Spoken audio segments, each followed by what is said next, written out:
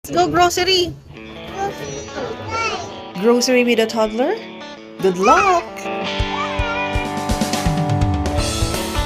Hi everyone! Kami lang munang dalawa ni Ika yung pupunta sa grocery since pauwi pa lang si Ellie.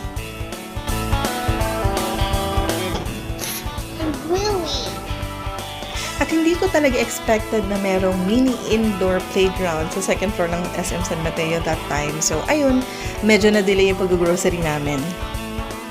What's that?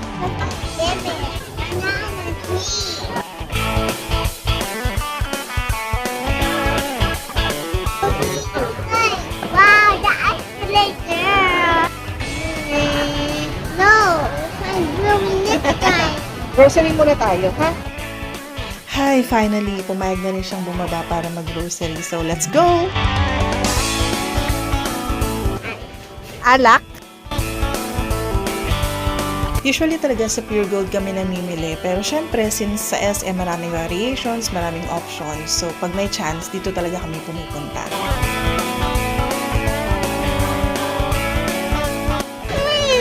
No, hindi kita kaya kargahin, bebe. Wait for Papa.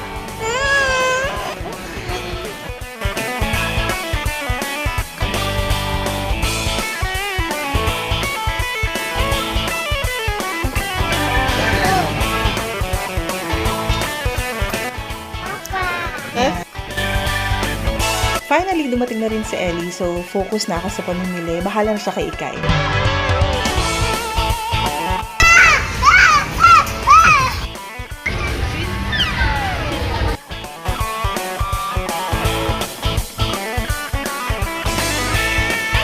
For more than 2 years, naka-S26 si Ikay, but since nagustuhan niya naman yung Bonakid and mas kumakain naman na siya ngayon, nag-switch na lang kami ng milk niya.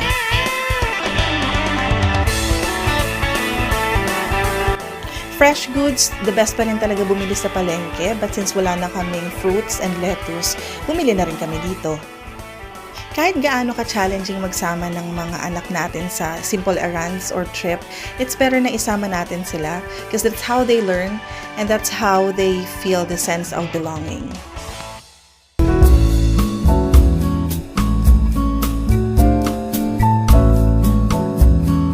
Pagbalik namin, in-arrange ko na lang lahat ng pinamili namin. But obviously, hindi namin napuno pa rin yung ref kasi yung gulay, meat, and fish sa palengke pa rin talaga namin binibili mostly.